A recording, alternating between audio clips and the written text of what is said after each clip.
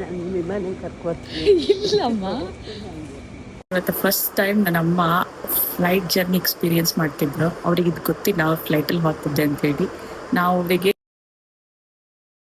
ಇವತ್ತು ಆ್ಯಕ್ಚುಲಿ ನಮ್ಮದು early morning 6:15 flight.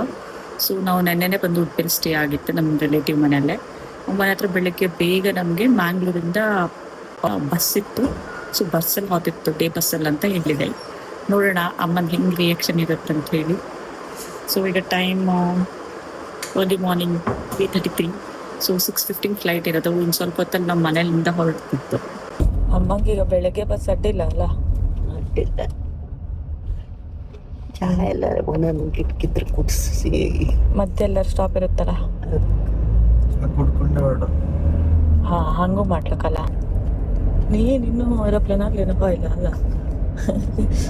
ಹಾಪ ಅನ್ಸಲ್ಲ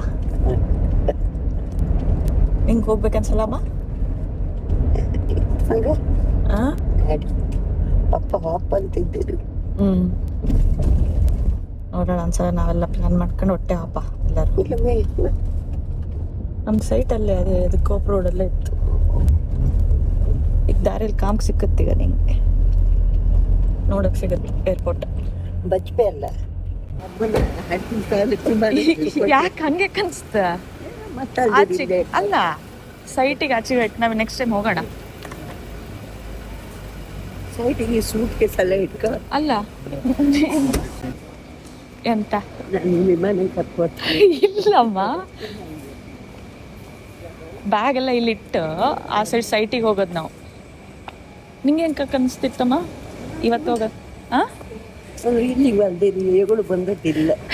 ಅಯ್ಯ ಇಲ್ಲ, ಬಂದದ್ದೆ ಫಸ್ಟ್. ಎಲ್ಲಿಗೆ? ವಿಮಾನ ನಿಲ್ದಾಣ. ನಿಂಗೆ ಏರ್ಪೋರ್ಟ್ ತೋರಿಸ್ಕೊಂಡು ಬಸ್ಸಿಗೆ ಹೋಗೋದು, ಹೊರಗೆ ಬಸ್ ಬರುತ್ತೆ. ಇಲ್ಲ ಹಂಗೆ ಕಣ್ಕೊ ಚಂದ ಆಯ್ತಲ್ಲ ಏರ್ಪೋರ್ಟು. ಬಾ ಹೋಗೋಣ ವಾಪಸ್. ಬ್ಯಾಗೆಲ್ಲ ಇಟ್ಟು ಹಾಪ್ದೆ.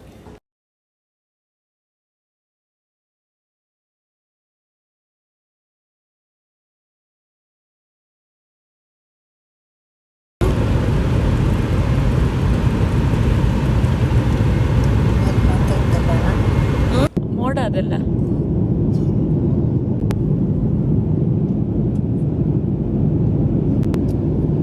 ಏನ್ ಚಂದ ಕಾಣ್ತಾರೆ. ಮೋಡ ಎಲ್ಲ ಹೆಂಗೆ ಅನ್ಸುತ್ತೆ? बड़ा खुश है।